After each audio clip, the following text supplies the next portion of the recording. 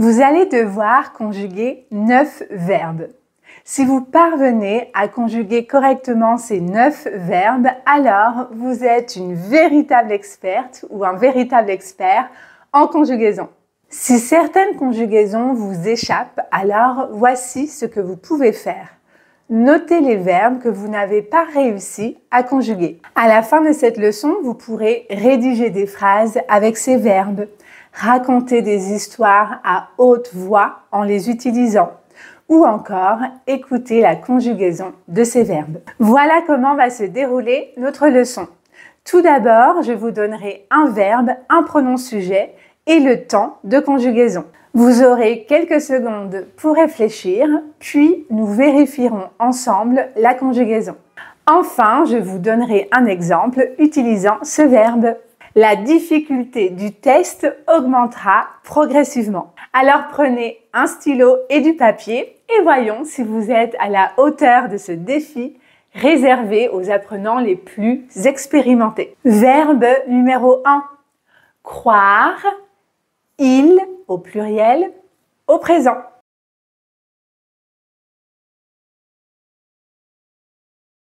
Ils croivent, bien sûr, comme beaucoup de Français le disent. Je rigole. On dit il croit. Il croit. On ne prononce pas le ENT. Et donc cela signifie qu'au singulier et au pluriel, la prononciation est similaire. Il croit, il croit. Il croit que ce projet sera un grand succès. Verbe numéro 2. Courir, nous, au futur simple.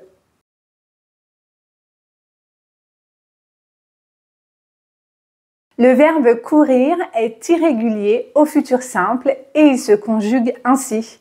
Nous courrons. Nous courrons. Demain, nous courrons dans le parc pour nous entraîner. Verbe numéro 3. Étudier avec vous conjugué à l'imparfait.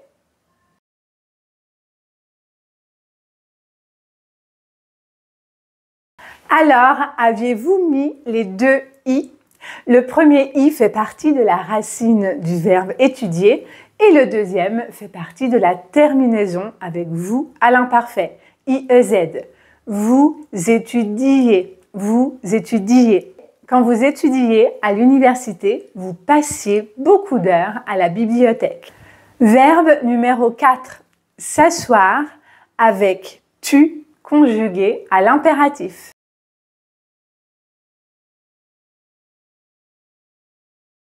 Assieds-toi, assieds-toi, et non pas assis-toi comme on l'entend souvent. Assis, c'est le participe passé qu'on utilise notamment au passé composé. Par exemple, il s'est assis sur le canapé. Et donc, à l'impératif avec tu, c'est bien assieds-toi, assieds-toi. Assieds-toi, le film va commencer. Verbe numéro 5. Bouillir, elle au singulier, au présent de l'indicatif.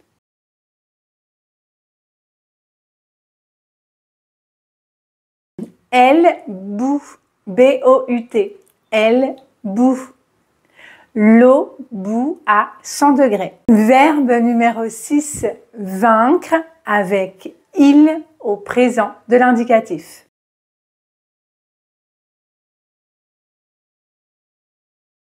Il vint, V-A-I-N-C, il vint. Il vainc ses peurs avec détermination. Verbe numéro 7, acquérir avec nous au présent.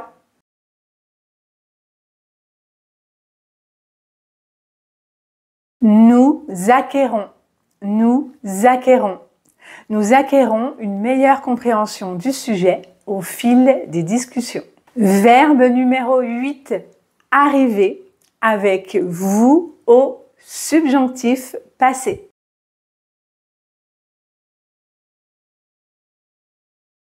Que vous soyez arrivé, arrivé, arrivé, arrivé. Ici, il y a 4 possibilités puisque cela dépend du vous. Si le vous est masculin singulier, alors on écrira le participe passé arrivé et. Si le vous est féminin singulier, arrivé et e. Si le vous est masculin pluriel, alors es. Si le vous est féminin pluriel, alors ees. À l'oral, ces 4 prononciations sont identiques. Je suis surprise que vous soyez arrivé si tôt. Et enfin, nous arrivons au dernier verbe. Verbe numéro 9, savoir, nous, conjugué au passé simple.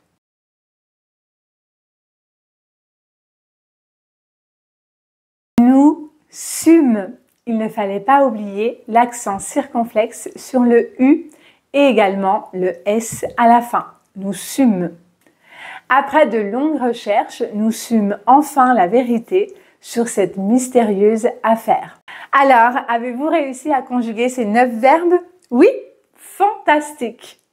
Écrivez-moi un commentaire pour me dire votre résultat. Peu importe votre note, vous pouvez vous applaudir car vous travaillez dur pour améliorer votre français et c'est ça qui compte le plus. Pour continuer votre apprentissage du français, je vous recommande cette leçon juste ici et n'oubliez pas de vous abonner à ma chaîne. On se retrouve très vite. Salut!